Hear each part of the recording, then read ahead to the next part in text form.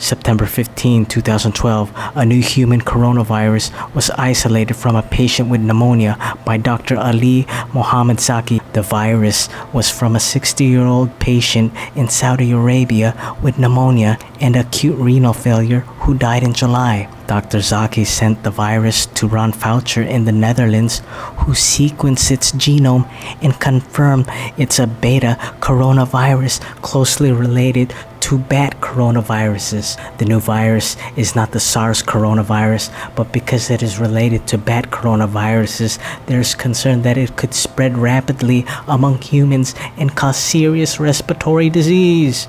March 2013. Last September, a doctor in a Saudi hospital was fired for reporting a new deadly strain of the coronavirus. Now, with half of all the confirmed cases ending in death, the World Health Organization has issued a global alert and scientists are preparing for the worst. No one knows where the virus came from, but scientists have an idea. When researchers ran the genetic sequence through a library of known coronaviruses, it closely matched a strain that resides in the pipistrelle bats.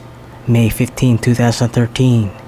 Canada's National Microbiology Laboratory in Winnipeg has a sample of the new coronavirus that is causing infections in a number of countries, most notably Saudi Arabia.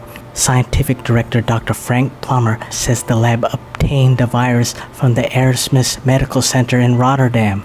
The Dutch lab was the one that first identified the new virus last June in a sample from a Saudi man who had died of a mysterious illness. Plummer says the coronavirus arrived at the Winnipeg facility on May 4. Winnipeg scientists plan to do some work to see which animal species can be infected with the virus. November 21, 2016, spy agency bluntly warns Canada remains a target of cyber theft and espionage from Russia and China.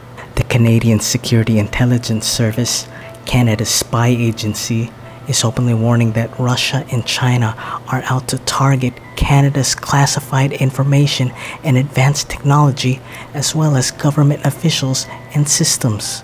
March 31, 2019, scientists from the National Microbiology Lab in Winnipeg sent live Ebola, Henipa, and quite possibly other deadly viruses to China on an Air Canada flight on March 31. Ebola and Henipa are level 4 pathogens classified as category A and C bioterrorism agents by the U.S. Centers for Disease Control and Prevention and pose a threat to national security because of their potential to be easily disseminated, cause high morbidity and mortality rates, and deliver lasting blows to public health. They must be contained in a lab with the highest level of biosafety control, such as the one in Winnipeg, and the only maximum security biolab in China, the Wuhan Institute of Virology, which happens to sit in the center of Wuhan, the city where the new coronavirus first appeared. July 5, 2019, Canada's National Police Force is investigating possible policy breaches after researchers were escorted from a lab at Canada's National Microbiology Laboratory in Winnipeg. Prominent virologist Zhang Guokui, her colleague and husband, Kering Cheng, and an unknown number of her students from China were removed from the lab on July 5th. Zhang Guokui won global accolades for her part in developing an experimental new drug for treating Ebola virus. August 8, 2019. Biowarfare experts question why Canada was sending lethal viruses to China. China strongly denies it makes germ weapons, and Canadian officials say that the shipment was part of its efforts to support public health research worldwide. Sharing of such samples internationally is relatively standard practice. China has been signatory to the Biological Weapons Convention since 1984 and has repeatedly insisted it is abiding by the treaty that bans developing bioweapons.